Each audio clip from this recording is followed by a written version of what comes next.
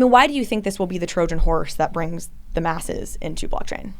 I think it's because like a single hit game has more players than there are crypto users in total around the world today.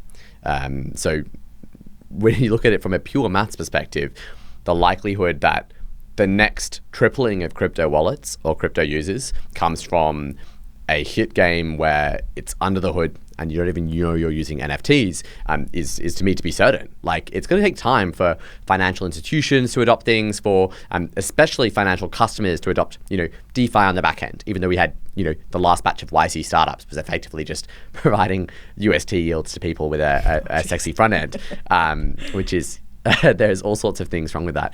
But the main point is that this is the first consumer application that will truly get hundreds of millions of players. And it has real value that can be pointed to today, rather than a lot of the remaining value being sort of still being theoretically worked out, and especially on the user experience side. So I think it's very quick to build, and I think it's going to have massive audiences very fast. I've always said it was going to be ticketing. I'm like, it's my going to my Beyonce concert and that being an NFT.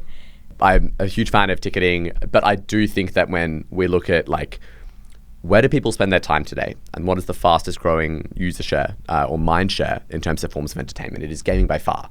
Gaming today is bigger than music, movies, and TV combined.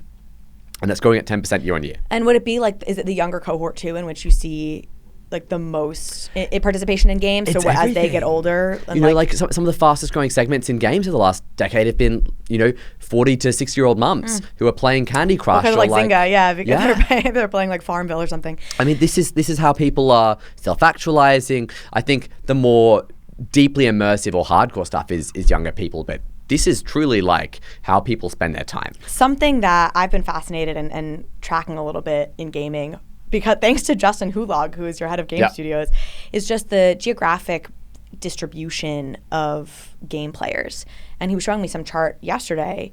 50% basically of the gaming market is in Asia at this point.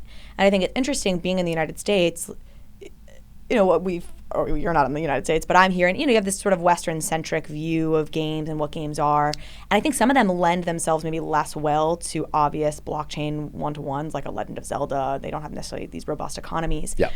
And if you're here, having to get out of that mindset of like, well, this is what gaming is, because actually the global gaming market looks so different than maybe the US gaming market that people who are 28 grew up with. I mean, how many people do you know who have played Genshin Impact or Final Fantasy religiously? Like maybe more of the latter, but I don't know. Yeah. I am not a gamer, so I know nobody's played either of those. The point is those are massive games. The that biggest nobody revenue generating games in the world are in Asia, and they're completely different genres to what like the West plays. So interesting. Are the centers of power shifting, you think, when it comes to gaming? Like, again, Justin and I were talking about this. It seems like the centers of power shifted when mobile gaming came, into the fore. Yep. And is that now happening again? Do you think it'll happen again with blockchain?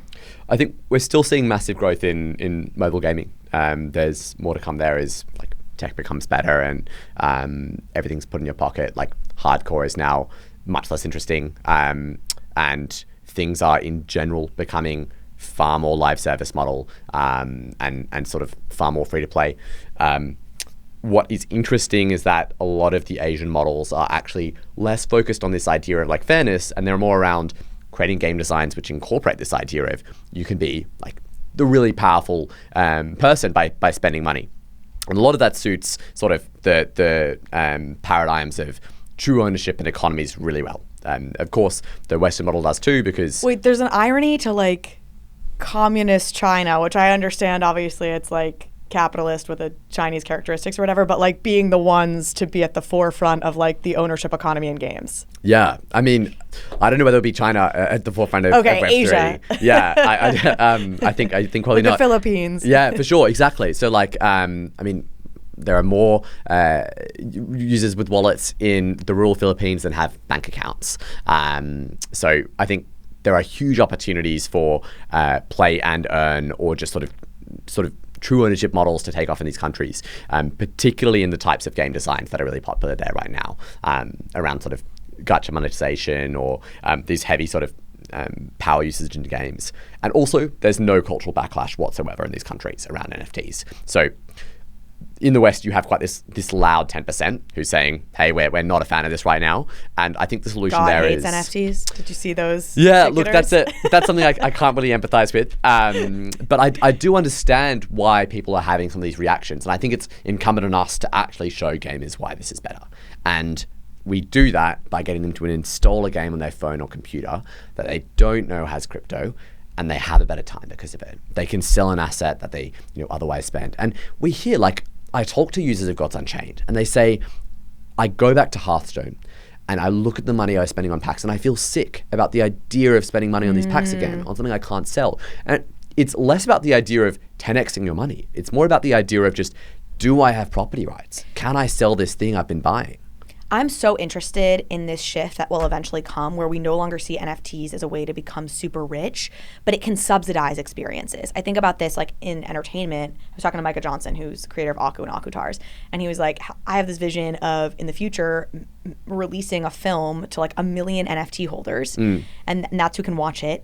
And they pay $20 or whatever to watch it like you would in a theater, or, when it's home release. And then they can sell that NFT to the next person, maybe for, maybe they don't make money on it. They sell it for $17 or $15 or whatever, but it's now subsidized their initial experience.